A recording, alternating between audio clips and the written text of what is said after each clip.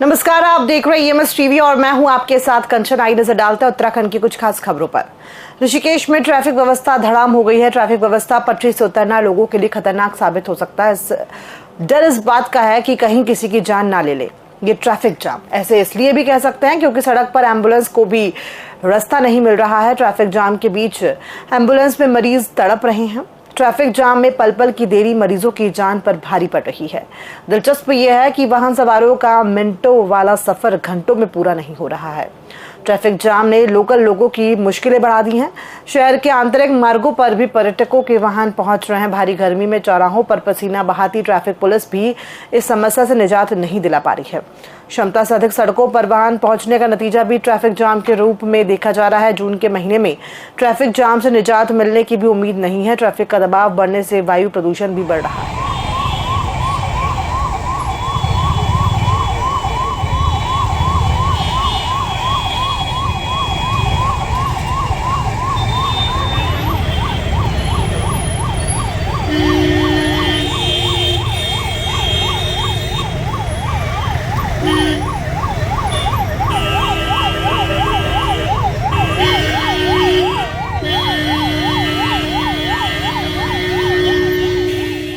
विकासखंड नरेंद्र नगर की पट्टी क्विली के घड़ियाल डांडा में समुद्र तल से 8000 फीट की ऊंचाई पर विराजमान भगवान घंटा कर्ण धाम को सड़क मार्ग से जोड़े जाने पर मंदिर समिति सहित श्रद्धालुओं में अपार खुशी की लहर है।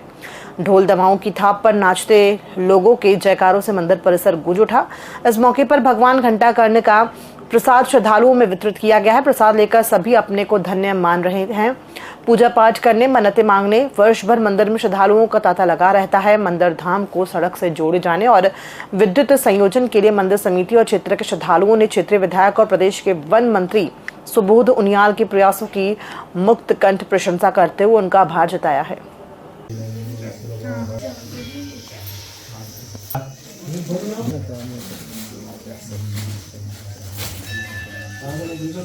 के बारे में बहुत सुना है कि इनका बहुत महत्व है और जो श्रद्धालु यहाँ अपनी श्रद्धा और मन्नत मांगने आते हैं उनकी सभी मनोकामनाएं पूर्ण होती हैं। और घंटा कर्ण भगवान श्रद्धा के साथ सभी पूजे जाते हैं। क्या कहें, जब घंटा कर्ण यहाँ हजारों वर्षों से पूजे जा रहे हैं तो पहले भी यहाँ आते जाते थे और जनता के अथक प्रयास से जब पानी आ गया और सड़क भी आ गई तो निरंतर लोग आते जा रहे हैं। जहाँ पर इस दुर्गम में पीने का पानी, सड़क आने की कोई भी समस्या, सारी समस्याएं थी और सरकार के पास गए, मतलब जिस भी व्यक्ति के पास गए उसने हमारा पूरा सहयोग किया, जनता ने पूरा सहयोग किया। तो श्रेय तो मुख्य रूप से भगवान घंटाकर्ण को जाता है जिन्होंने सभी भक्तों के हमारी मन इच्छा को पूर्ण किया। हरिद्वार नगर निगम जमीन खरीद घोटाले पर धामी सरकार के सख्त एक्शन के चलते 2 आईएएस और 1 पीसीएस समेत 1 दर्जन अधिकारियों को निलंबित किए जाने के बाद से सत्ता पक्ष इसे भ्रष्टाचार पर धामी सरकार की जीरो टॉलरेंस की नीति के तहत कड़ा प्रहार बता रही है। वहीं विपक्षी दल कांग्रेस ने भी इस कड़े एक्शन के पीछे अपनी बड़ी भूमिका की बात कही। कांग्रेस का कहना है कि हरिद्वार नगर निगम जमीन घोटाले में प्रारंभिक जांच के बाद सरकार पर एक्शन लेने का दबाव बनाया गया है, जिसके चलते इस बड़े घोटाले पर इस प्रकार की कार्रवाई देखने को मिली। पिछले गुरुवार को सरकार को रिपोर्ट जांच अधिकारी ने दे दी थी। गुरुवार के बाद शुक्रवार, उसके बाद शनिवार, उसके बाद इतवार, कल सोमवार, कल जब कार्रवाई नहीं हुई तो हमने उस पर सवाल उठाया, सरकार से पूछा कि अब जांच रिपोर्ट आने के बाद अब क्या रह गया है, आप कार्रवाई क्यों नहीं कर रहे हैं? आप कार्रवाई नहीं करेंगे तो हम इसके खिलाफ सड़कों पर उतरेंगे। और आज हरिद्वार में पार्टी के लोगों ने इस पर धरना भी दिया। मुझे खुशी है कि सरकार जागी और जाग करके मुख्यमंत्री जी ने 12 जिम्मेदार जो इसके लिए लोग थे घोटाले के लिए, जिसमें 2 आईएएस भी हैं, उनको सस्पेंड किया है। तमाम ऐसे लोग जो, क्योंकि ये भ्रष्टाचार एक नासूर की तरह है और बहुत पुराना है, कोई नया नहीं है। बहुत पुराना लोगों के, ये अधिकारियों के या कर्मचारियों के या लोगों के मुंह लगा हुआ ये खून है भ्रष्टाचार का, जिसको धीरे धीरे भारतीय जनता पार्टी की सरकार अब जो है खत्म कर रही है। और 150 से ऊपर लोगों को जो गलत तरीके से भ्रष्टाचार करते हुए पाए गए या गलत तरीके से नकल करवाते हुए पाए गए या किसी भी तरीके का भ्रष्टाचार करवाते हुए अगर पाए गए तो उनको जेल की सलाखों के पीछे।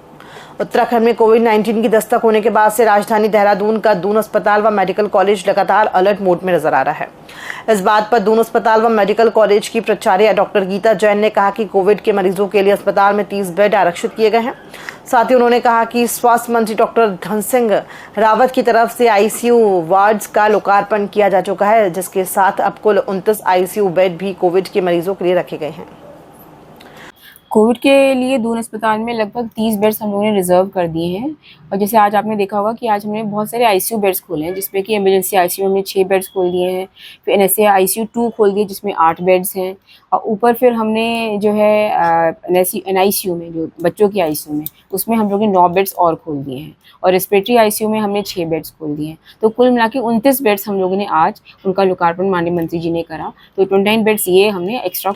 उत्तराखंड के स्वास्थ्य मंत्री डॉक्टर धन सिंह रावत ने राजधानी देहरादून के दून अस्पताल व मेडिकल कॉलेज में 10 विशेष सुविधाओं का लोकार्पण किया, जिसमें स्लीप लैब की सुविधा भी शामिल है। इस अवसर पर स्वास्थ्य मंत्री डॉक्टर धन सिंह रावत ने कहा कि दून मेडिकल कॉलेज में अब आईसीयू में 27 बेड बढ़ गए हैं और जिसके अलावा किडनी ट्रांसप्लांट पर भी हम आगे बढ़ गए हैं। साथ ही उन्होंने कहा कि टीबी की रोकथाम को लेकर भी लगातार स्वास्थ्य विभाग की तरफ से अभियान चलाया जा रहा है। आज हमारे मेडिकल कॉलेज में अब 27 आईसीयू बेड भी बढ़ गए हैं। किडनी ट्रांसप्लांट के लिए भी हम अब आगे बढ़ गए हैं। मुझे लगता है कि बहुत जल्दी इस पे भी हम लोग काम शुरू कर रहे हैं। और बड़ी बात यह है कि जो हम टीबी मुक्त भारत का हमारे प्रधानमंत्री जी का संकल्प है और भारत सरकार का, उसमें हम बहुत काम कर रहे हैं। और हमारे राज्य में लगभग 3600 से ज़्यादा ग्राम सभा अभी तक टीबी मुक्त। उत्तराखंड की धामी सरकार ने एक बार फिर यह स्पष्ट कर दिया है कि वह भ्रष्टाचार को किसी भी स्तर पर बर्दाश्त नहीं करेगी। देहरादून और हरिद्वार में सामने आए बहुचर्चित भूमि घोटाले में बड़ी कार्रवाई करते हुए सरकार ने 3 वरिष्ठ अधिकारियों को निलंबित कर दिया है। इस कार्रवाई के तहत हरिद्वार के जिलाधिकारी कमेंद्र सिंह, आईएएस अधिकारी वरुण चौधरी और पीसीएस अधिकारी अजय वीर सिंह को तत्काल प्रभाव से निलंबित कर दिया गया है।